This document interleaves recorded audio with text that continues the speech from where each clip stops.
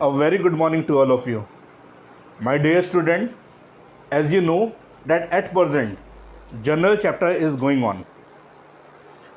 Dear student, again I am saying in every assignment that if you want to do this chapter, that this golden rules you should learn.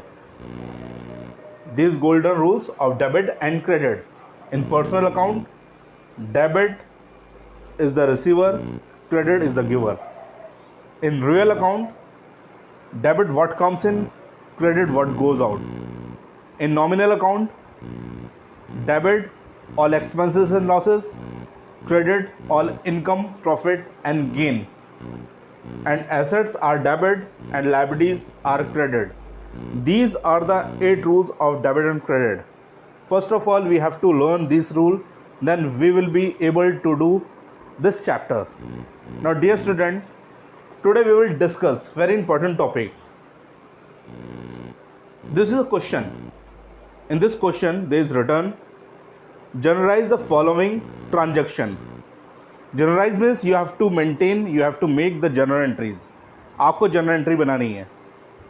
And these are the transactions. Number 1, rupees 5,000 due from Ramesh are irrecoverable. Clear, they are saying rupees 5,000 due from Ramesh. There is a very important word from. Now you have to understand this language. Rupees 5,000 due from Ramesh. Ramesh से 5,000 रुपये due हैं. It's means Ramesh will pay to us. But it's means अगर रमेश हमें pay करेगा तो रमेश कौन है? Who is Ramesh? Definitely Ramesh is a debtor. Ramesh is a debtor and debtor is a asset of the business. इसका मतलब रमेश हमारा डेटर है और डेटर बिजनेस की एसेट होती है. और अगर हमें किसी को पेमेंट करना, हमारे बिजनेस को पेमेंट करना है, तो सामने वाला पर्सन क्रेडिटर होगा और वो हमारी लाइबिलिटी होगी, हमारी रिस्पॉन्सिबिलिटी होगी. But at present the language is this, rupees 5,000 due from Ramesh. Ramesh से 5,000 रुपये ड्यू हैं. It's means Ramesh is a debtor and Ramesh will pay to us. और आगे क्वेश्चन कहता है are irrecoverable. It's mean not recovered. 5,000 रुपये रमेश से ड्यू हैं बट ये पैसा हमें रिकवर नहीं हुआ है. माय डियर स्टूडेंट, अगर ये पैसा हमें रिकवर नहीं हुआ है तो अकाउंटिंग लैंग्वेज में हम इसे क्या कहेंगे? इसको हम अकाउंटिंग लैंग्वेज में कहते हैं बैड डेब्ट्स. अगर कोई पैसा डूब जाता है तो डेफिनेटली उसको कहा जाता है अकाउंटिंग लैंग्वेज में बैड डेब्ट्स. ये जो डेब्ट्स है, now you can see here in the first journal entry bad debts, DEBTS debts. ये वर्ड बना है डेटर से. डेटर की स्पेलिंग होती है DEBTORS, डेप्टर्स. डेप्टर्स वो लोग जो मुझे पैसा देंगे, हमारे बिजनेस को पैसा देंगे और हमारी एसेट होगी वो. और अगर वो पैसा ना दें हमें तो बन जाता है बैड डेब्ट्स. इसका मतलब जो डेब्ट्स था, जो पैसा उन पर चढ़ा हुआ था, वो बैड हो गया है. In that situation we will say bad debts. My dear student, if rupees 5,000 due from Ramesh and it is not recover, it's mean ये पैसा डूब गया है. और अगर ये पैसा डूब गया है तो we will use the accounting word bad debts. Bad debts हमें यहाँ पर नुकसान हुआ है. गोल्डन रूल्स हमसे कहते हैं all expenses and losses are debit in the nominal account. Nominal account हमें रूल क्लियर पता है कि एक्सपेंसिव लॉसेज डेबिट होते हैं. That's why you can see in the journal entry bad debts account debit and rupees 5,000 return the debit side. 5,000 रुपये bad हुए हैं, उसको हमने डेबिट साइड में लिख दिया है. बट क्रेडिट में कहते हैं ये टू रमेश. रमेश को इन्होंने क्रेडिट करा है. रमेश को इन्होंने क्रेडिट क्यों करा है? This is a very difficult thing to understand.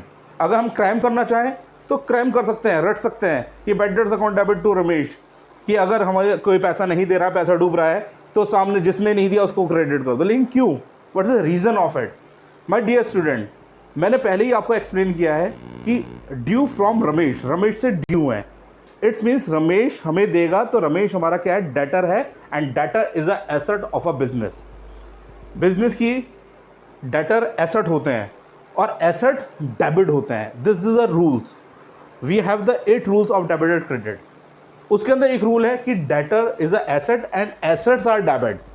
इसका मतलब अगर हम रमेश को डेटर कहते हैं और डेटर हमारी एसेट होती है तो एसेट इस वक्त ख़त्म हो रही है, रिमूव्ड हो रही है, फिनिश हो रही है बिजनेस से। रीज़न, अगर ये मुझे पैसा दे देता तब भी मेरा एसेट खत्म हो जाता, क्योंकि यहाँ पर हमारे डेटर फिनिश हो जाते हैं और पैसा किस में कन्वर्ट हो जाता है, कैश में कन्वर्ट हो जाता है। पे डेटर्स मेरे कन्वर्ट हो जाते हैं कैश में।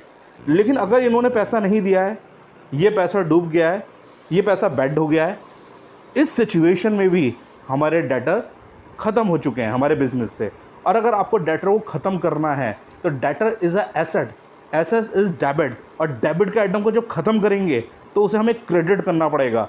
Then we will write in the journal entry bad debts account debit, because bad डेब्ट is a loss, and to Ramesh account because Ramesh is a debtor, और एट प्रेजेंट हमारा डेटर बिजनेस से ख़त्म हो रहा है, तो मुझे उसे क्रेडिट करना पड़ेगा, तभी वो ख़त्म होगा, और उसे हमने क्रेडिट करके ख़त्म कर दिया है। तो now you can see that the amount 5,000 the debit side bad debts and 5,000 the credit side Ramesh. So now this full journal entry has made that bad debts account debit to Ramesh account. Bad debts is a loss and expenses and Ramesh is my debtor, और debtor हमारे business से ख़त्म हो गए हैं।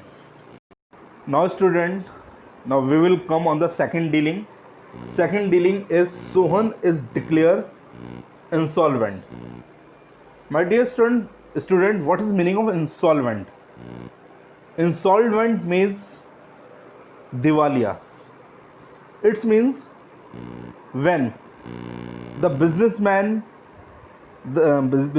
liability is higher than the assets. अगर businessman की liability उसकी एसेट से ज़्यादा हो चुकी है and he feel that in future he is not able to pay its liability, then in that situation he can go to court and says that I am declaring that I am insolvent. My dear student, अगर किसी businessman को लगता है कि उसकी liability बहुत ज़्यादा हो चुकी है in comparison of its assets, उसकी एसेट्स की तुलना में, और वो ये फील करता है कि वो अब इसे इक्वल नहीं कर सकता, वो अपनी लाइबिलिटी का पेमेंट नहीं कर पाएगा, he can't pay it's liability, in that situation वो कोर्ट में जा सकता है और कोर्ट में कह सकता है that I am declaring that I am insolvent, मेरी सारी एसेट को ले लिया जाए, उसे सेल आउट करके जो भी पैसा रिकवर होता है वो मेरी लाइबिलिटीज़ का पेमेंट कर दिया जाए, जिस अकॉर्डिंग कोर्ट करना चाहे। तो now in this point we will learn that Sohan is declared insolvent. Sohan ने डिक्लेयर कर दिया कि वो इंसॉल्वेंट हो चुका है। Received from his official receiver 60 पैसा in a rupees. My dear student, if is declaring that I am insolvent, तब भी कुछ ना कुछ तो उससे मिलेगा, और इसीलिए वो कोर्ट में गया है और कोर्ट में जाकर डिक्लेयर करा है that I am insolvent. At present my asset and liability is not equal. My liabilities is higher than my assets. That's why I am declaring in the court that I am insolvent. My all assets can be captured, और उसे sell out करके मेरी liability का payment कर दिया जाए। किसके through? Court के थ्रू। कोर्ट से कहा जा रहा है कि आप कर दीजिए क्योंकि मैं पेमेंट नहीं कर पाऊंगा अब। तो जो कोर्ट देख रही है तो वो देखते हैं कि received from his official receiver 60 paisa in a rupees. 60 paisa in a rupees means 60%, because my dear student, एक रुपये में 100 पैसे होते हैं. In 1 rupees there is a 100 पैसा, and we are receiving the 60 पैसा in a rupees. एक रुपये में से 60 पैसे मिल रहे हैं, इसका मतलब 100 पैसे में से अगर 60 पैसे हमें मिल रहे हैं तो 60% हम रिसीव कर पा रहे हैं. और आगे लिखते हैं ऑन द डेप्ट ऑफ ₹10,000. टोटल डेप्ट मीन्स टोटल लाइबिलिटी जिसका उसे पेमेंट करना था वो 10,000 रुपये, and he is declaring that he is insolvent. Only 60%, 60 पैसा in rupees means 60% is receiving. तो at present now we will calculate total डेप्ट is 10,000 rupees.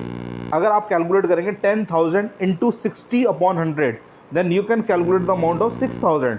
It means only 6,000 rupees we will received and 4,000 rupees received नहीं हो पा रहे हैं. Now in that situation, now we can check the entry that cash account debit because Sohan is declared insolvent. Sohan ने क्या दिया है? सोहन कौन है? सामने वाला पर्सन है जो हमें पैसा देगा, and Sohan is declared insolvent. Received from his official receiver 60 पैसा इन रुपीज़। इसमें 60% ही हमें रिसीव्ड हो पाया है। तो यहाँ पर हमारी एंट्री बननी चाहिए कि what comes in, cash comes in, और जो आया है उसे डेबिट करेंगे, cash account debit. Cash account debit 60%, total amount is 10,000, 60% निकालेंगे तो 60% amount is 6,000 rupees. Now we can check dear student, cash account debit, now we can check here 6,000 amount debit side. Second word is a bad debts account debit. Why bad debts account debit? Because कुछ पैसा डूब चुका है और जो पैसा डूबा है that is called bad debts, and bad debts is a expense, a loss, and it should be debit according to the rule of debit and credit. तो bad debts account debit, loss को debit करेंगे, नुकसान हुआ है 4,000 rupees debit. And next to Sohan account, Sohan को credit क्यों किया गया है? Because Sohan has declared insolvent. So हुई सोहन, सोहन को पैसा देना था हमें, सोहन डेटर था हमारा, डेटर हमारी एसेट थी और एसेट ख़त्म हो रही है। एसेट डेबिट होती है और डेबिट का आइटम जब ख़त्म होता है तो उसे हम क्रेडिट करेंगे to Sohan. Sohan has finished, Sohan is debtor and Sohan has finished from our books of account. Now we will write total 10,000 rupees. पूरे 10,000 से सोहन हमारे बिजनेस से ख़त्म हो चुका है। हमारे पास 6,000 रुपीज़ रिसीव्ड हो चुके हैं और 4,000 रुपीज़ का हमें बैड डेट्स हो चुका है। हमें 4,000 रुपये नहीं मिले हैं, बैड डेट्स हुआ है, लेकिन सोहन कोर्ट में गया था। Sohan has declared in the court that I am declaring that insolvent.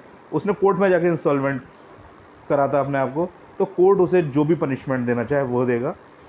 फ़िलहाल हमें 4,000 रुपीज़ रिसीव्ड नहीं हो पाएंगे। Now this journal entry has finished. Now dear student, we will come on the third entry. Third entry is a received cash for a bad debts return of last year ₹700. My dear student, this is a very important entry और बहुत ही ध्यान से हमें समझना है। Received cash, हमें cash received हुआ है तो डेफिनेटली कैश रिसीव्ड हुआ है, तो what comes in, cash comes in, और जो हमारे पास आता है हम उसे डेबिट करते हैं। व्हाट कम्स इन, डेबिट, तो कैश अकाउंट डेबिट होना चाहिए। Now we can check in the third entry, cash account debit, amount is 700 rupees. But my dear student, आगे क्या है ये? Cash received cash for a bad debts return of last year. My dear student, cash received for a bad debts, उस bad debts का पैसा हमें received हुआ है। रिटर्न ऑफ, जो कि हमने राइट ऑफ कर दिए थे, ख़त्म कर दिए थे लास्ट ईयर, 700 रुपीज़। 700 रुपये हमने लास्ट ईयर अपने किसी भी डेटर को बैड मान के ख़त्म कर दिया था।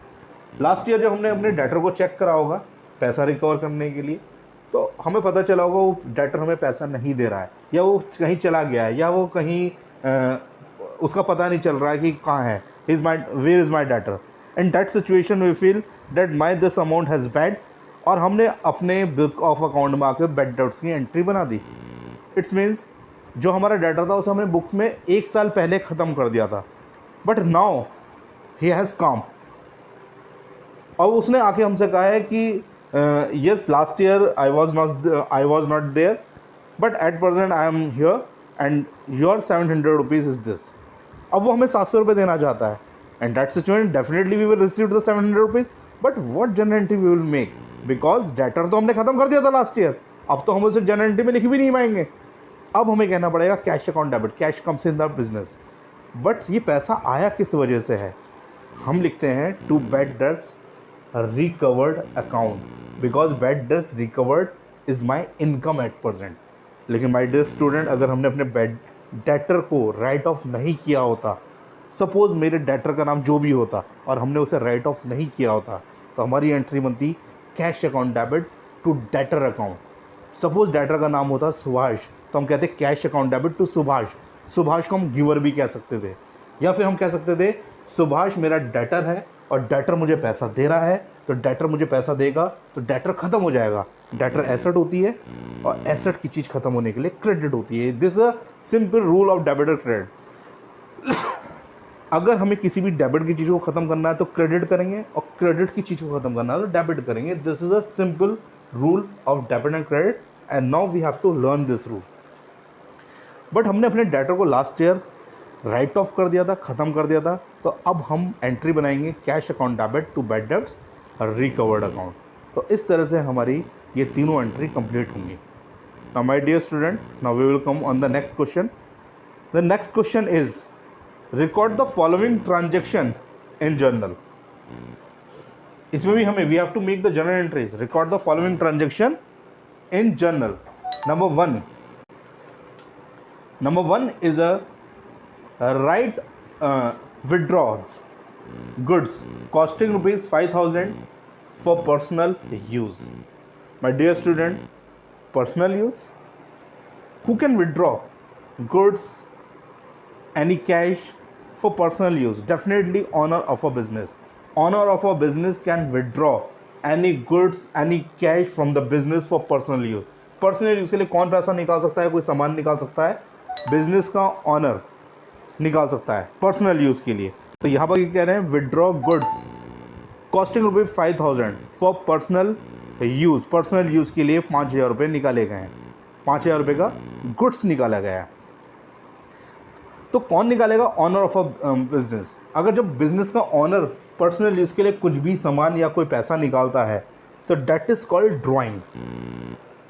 वर्ड है अकाउंटेंसी में ड्राइंग, और in the second chapter basic accounting term ये वर्ड आपने पढ़ा होगा, ड्राइंग्स. तो यहाँ पर हम कहेंगे drawings account debit. Why drawing account debit?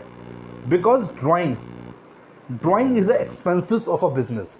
Drawing business का खर्चा है. बिकॉज पर्सनल यूज़ के लिए ऑनर बिजनेस से कुछ सामान निकाल रहा है तो ड्राइंग्स कर रहा है, drawing. And drawing is the expenses of a business. That's why drawing should be debit. And to purchase account. Why purchase?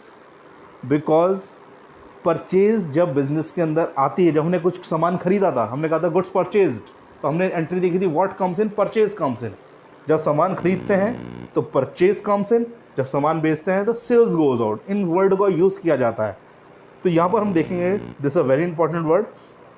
जब हमने सामान खरीदा था हमने कहा था परचेज कम्स इन, गुड्स परचेज करे थे, परचेज कम्स इन. उसी गुड्स को ऑनर बिजनेस से लेके जा रहा पर्सनल यूज़ के लिए. तो व्हाट गोज आउट? डेफिनेटली जिस नाम से वो आया था, परचेज के नाम से इन हुआ था, definitely purchase goes out from the business. तो जो व्हाट गोज आउट है वो क्रेडिट होना चाहिए, बिकॉज रूल हमारा कहता है what comes in debit and what goes out credit. तो at present purchase goes out from the business. That's why to purchase account. तो my complete entry drawings account debit and to purchase account, drawings is the expense of business and purchase goes out from the business.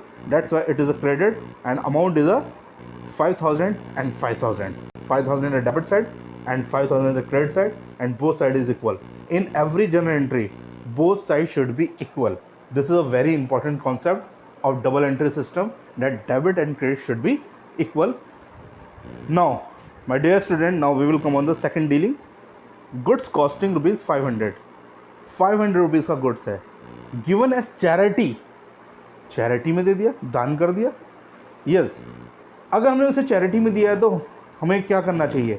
Number one is a charity account debit, because at present charity is expenses of a business. तो charity account debit. And what goes out? Definitely purchase goes out. Because जब आपने सामान खरीदा था तो क्या कहा था? What comes in, purchase comes in. आपने उसे चैरिटी में दे दिया है, गिवन एज चैरिटी. तो what goes out? Purchase goes out. जो आपका स्टॉक आया था, जो आपके पास रखा था, आपने उसे उठा के दिया है. तो जिस नाम से वो बिजनेस में आया था उसी नाम से बिजनेस से जाएगा. परचेज नाम से आया था, परचेज नाम से वो चला जाएगा. तो what goes out? Purchase goes out. Charity account debit. Charity debit इसलिए हुई है because charity is expensive of business, and to purchase account because purchase goes out from the business. तो यहाँ पर हम देखेंगे, we will see here that 500 in the debit side and 500 in the credit side. Now my dear student, now we will come in the third dealing. And dear student, this is a very important dealing. आप pen लेके बैठिए और check करिए कि क्या है ये dealing. A cheque of ₹5,000. A cheque for ₹5,000. 5,000 रुपये का चेक है. Received from Rajeev. राजीव से रिसीव्ड हुआ है. Was deposited into bank. इस चेक को हमने बैंक में डिपॉजिट किया था. रिटर्न्ड वापस हुआ है. डिसऑनर्ड क्योंकि वो डिसऑनर्ड हो चुका है. Dishonoured. yes dear student, this is a one word, dishonored, and this very important word has come in accountancy. Dishonored. My dear student, you know very well about the meaning of honored. Honored को हिंदी में कहते हैं सम्मान. सम्मान करना. इज्जत, सम्मान, honour. अ dishonoured, dishonoured का मतलब है किसी का अपमान करना, बेइज्जती करना। तो यहाँ पर ये वर्ड हमें सीखना पड़ेगा। बट यहाँ पर इंसल्ट अगर हो रही है तो किसकी हो रही है? चेक की। चेक इज डिसऑनर्ड, चेक की इंसल्ट हो रही है। Yes my dear student, we have to learn some words. Cheque को बाउंस भी का वर्ड भी यूज़ किया जा सकता है, डिसऑनर्ड का वर्ड भी यूज़ किया जा सकता है। इट्स मीन जब चेक हमारे पास आता है, उस चेक को हम बैंक पे लेके जाते हैं और बैंक उसका पेमेंट नहीं करता है। रीज़न बहुत से हो सकते हैं। May be amount is differ in words and in words and in digits. Amount should be different, otherwise the spelling is different, otherwise the sign is not match.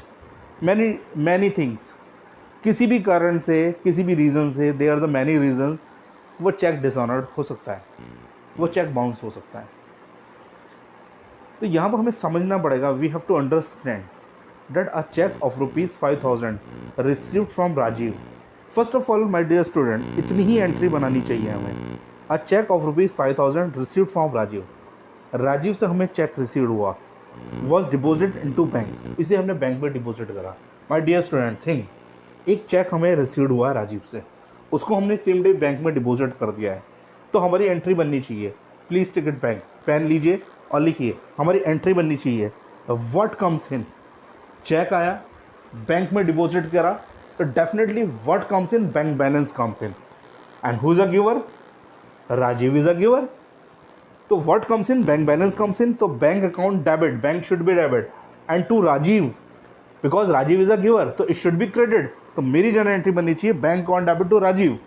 ये जनरल एंट्री हमने अपनी बना ली। जब हमने बना ली ये जनरल एंट्री, इसके बाद हम वेट कर रहे थे कि ये चेक का पेमेंट हमें मिल जाएगा। बट अगर आप कोई भी चेक डिपॉजिट करते हैं तो एटलीस्ट 3 डेज़ लगते हैं आपको उसका पेमेंट रिसीव होने में। आफ्टर 3 डेज़ हमें पता चला कि this cheque is not honoured, this cheque has dishonoured, ये बाउंस हो गया चेक। तो इट्स मीन 3 दिन पहले जो आपने एंट्री बनाई थी वो तो गलत हो गई, अब तो दूसरी कोई एंट्री बनानी पड़ेगी। आपने कहा था what comes in, bank balance comes in, bank balance आ गया, बट बैंक बैलेंस तो आया ही नहीं। 3 दिन बाद हमें पता चला, एंड टू राजीव।